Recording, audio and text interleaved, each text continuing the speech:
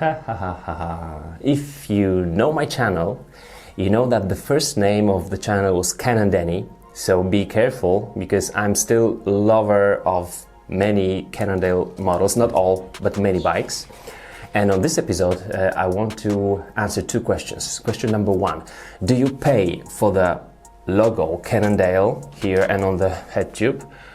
If so, how much do you pay? So how much more expensive this bike could be comparing to other brands having or offering you very similar setup? And second question is FSI second generation better than the first one? You know that I absolutely love the first one. I called it the best XC machine. It was the best XC hardtail I've ever ridden. So maybe I should change that title. You were right, guys. But the video is linked here in the description. I saw this bike in Albstadt when it was launched, so I could only tell you a couple of things about it, but today I was assembling it, so I know much more. I know the weight, I know the price. I haven't been riding this one because this one goes to my colleague, we can say. And let's just hit it and see what new feature it's got and what old features it will still have. Okay guys, FSI second generation. This is the Carbon 5 model, and Cannondale no longer produces alloy version of the FSI, meaning they have the hardtail trail bike, but it's not being offered on the higher components. It's not being made for cross-country. The only cross-country bike or hardtail from Cannondale now is the FSI in carbon. The price, 2,000 euros, just over to, let's say, $2,300. That's the catalog price. RockShox Reba NX Eagle carbon frame, as I said, and the weight of this bike, medium size, is 11.5 kilograms. It's already been made for tubeless setup with 120 milliliters of the sealant in each wheel. So not little, a lot. Let's see the features. Okay, can you see it well? So Cannondale no longer has 1.5 by 1.5 bearing on the head tube. It's got the very well-known standard tapered system, 118 by 1.5. Two advantages: less weight, that's true, because you have less carbon material here, and the bearing here will be lighter as well, no longer being 1.5 of the diameter.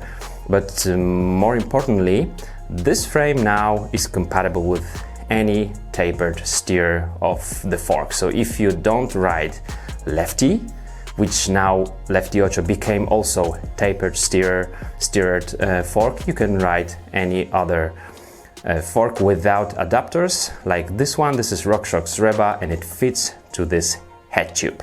But perhaps you're gonna say, hey Danny, isn't it less stiff than it was before? Yes, it should be, because we have less material here. And remember, the Lefty before was double crowned, and the frames, all Cannondale frames, were stiff enough and strong enough to be compatible with double crown one-legged Lefty fork. The new Ocho has also one crown like all the other forks and one leg. So the frame no longer has to be 1.5 by 1.5. And also, as you can see, modern bikes now don't have actually the head tube. You cannot see any tube here. It's like head box, which still is strong enough and stiff enough.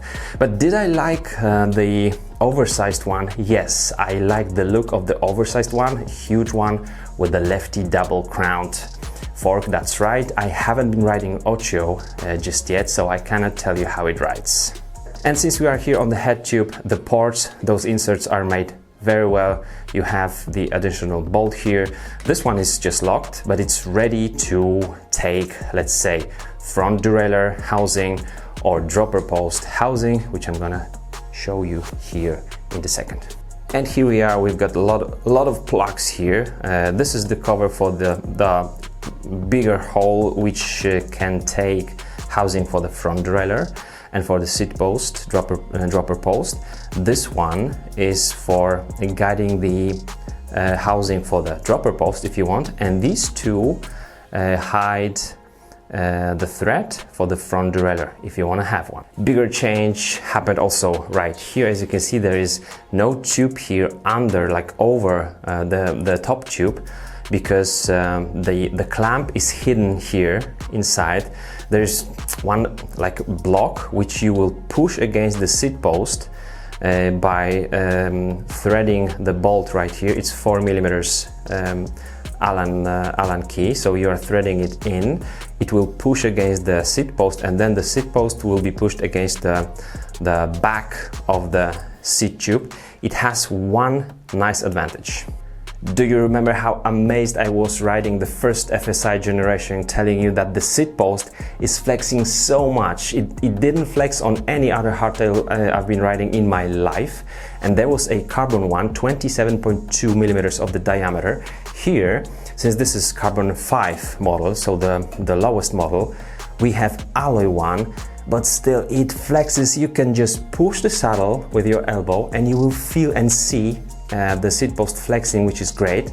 And that's because of the diameter, 27.2, and also because of this seat post clamp. So the clamp is right here. There is no additional tube and no clamp here around the seat post, so it will give more flexibility to the seat post. That's great. But the other thing is that the seat post doesn't touch the frame right here, so mud and dirt and water will be coming in here. So from time to time you need to remove the seat post and clean it, because you don't have any clamp here. The dirt will come in here. Another new feature, the through axle, and here's my comment about it.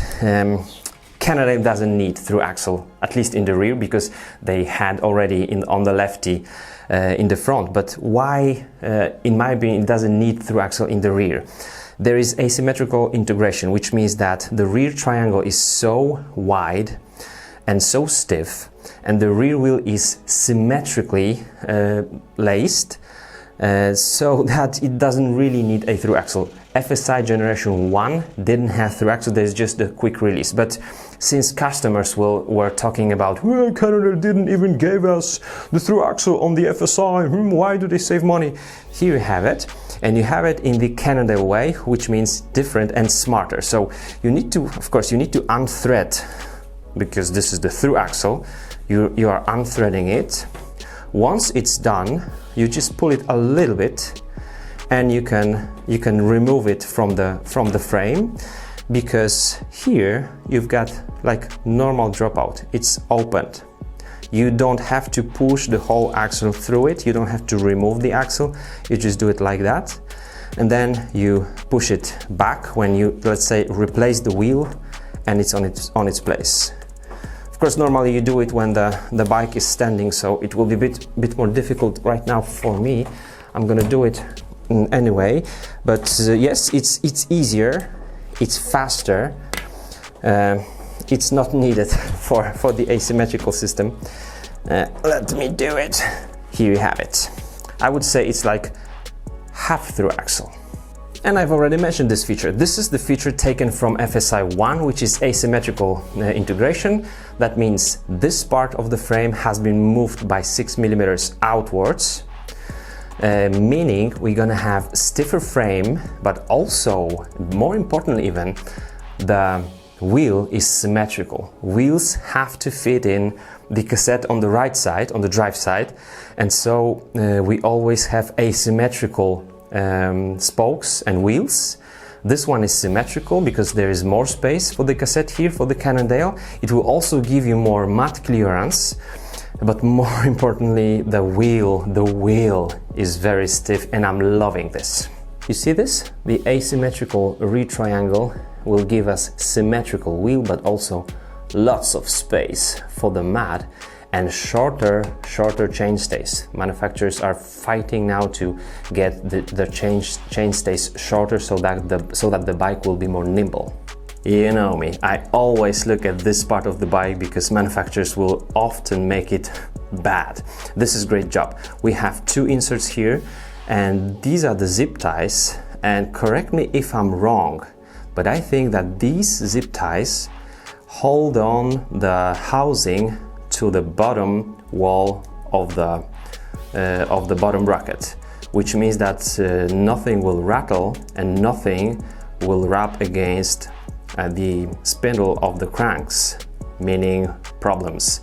So no serviceman, no guys working for you and servicing the bike would do it in the wrong way. This looks good.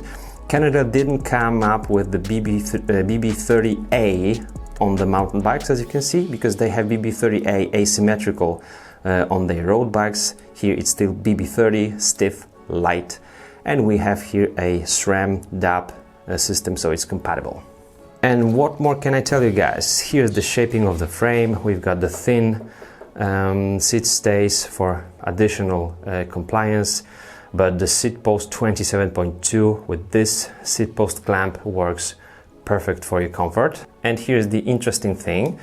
If you saw my video about NX and GX, this is the NX shifter. Here it is. And it's got this rubber cover, but there is no such a thing on this one. This rubber cover is for replacing the cable. This one will have a normal cover which you assemble with 3 bolts. It's different than the GX, that's why I'm showing a GX as well. It might be that this is the version for matchmakers and it comes with this rubber, and this one already has the mounting system on it, the clamp. So maybe that's why it doesn't have this rubber cover for the cable. And I think this version will be more water and dirt resistant. Guys who own Eagle, can you check it on your bikes on which gear the chain is straight? On this bike it's the 7th one. This is the lowest, number 1. This is the highest, number 12, and it's the 7th. So it's roughly in the middle of the cassette. All right guys, take a look at the bike and I'm gonna talk with you from behind the bike. 2 questions. First one, generation 1 versus generation 2, which one I like more? I did like 1.5 oversized head tube because of the look of that bike, also stiffness. I don't think this wouldn't be stiff enough, but I liked it. And I love the look of the old lefty, the double crowned lefty. Ocho is also cool and badass, but the older lefty just looks better for me. I haven't been riding lefty Ocho, so I cannot tell you which one will be better. But as for the compatibility, it's a good feature. The feature I like more on the generation 2 than the generation 1 is the seat post clamp, because if we have the alloy seat post and it's already flexing that nicely, with the carbon one and carbon with the offset, the safe system on the seat post must be very compliant and very comfy. So this feature is great. As for the dirt coming in right here, we're gonna ask the owners of these bikes after some time. Maybe you have the bike, you've ridden it throughout the winter. Let us know about the seat post clamp right here. Otherwise, AI system in the rear didn't change. There is safe system as it was on the older bike, BB30 as it was on the bike, so it's pretty similar. The frame will be lighter, and I didn't need the through axle because the older one was just stiff and strong enough. You've got it now, and it's the easier type of the through axle. So yeah, the second generation has been improved, but I'm gonna miss my lefty, that's for sure. Now, do you pay for the brand? Let's be honest, you pay a little bit. Not huge amount of money, you pay a little bit.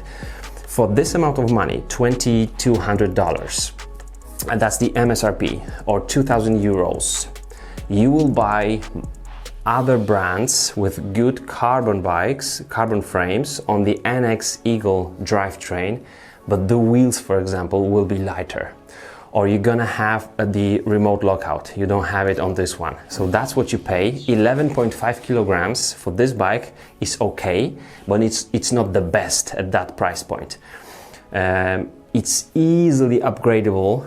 I would just sell these new WTB wheels, and I would order custom wheels from fitwheels.eu. The link is there, down there. I know the guys, they've been building wheels for me, The price is very good. Let's say Novatec hubs, Didi Swiss rims, much lighter bike. You're gonna spend not much money because you're gonna sell these and maybe spend additional, I don't know, 170 bucks or euros or 200 euros, something like that, and you're gonna have much lighter bike. Otherwise you can just leave it like that. It will be 1.5 kilograms. I think a little bit heavier than well-known brands on the market. I think Scott will have lighter scale, and maybe Trek will also have a lighter bike there. I'm not sure about Trek, but Scott will be lighter. But through axle, great. Compatibility, tapered, great. Seat post clamp, great. AI system, that's the best thing on this bike. If I would be riding Cannondale again, that will be with the lefty. So I have to get one with the Ocho and check it out, or maybe I will buy the older one with the older lefty. That's it, guys. If you have further questions, put those in the comments. Here it is, Cannondale FSI Carbon 5.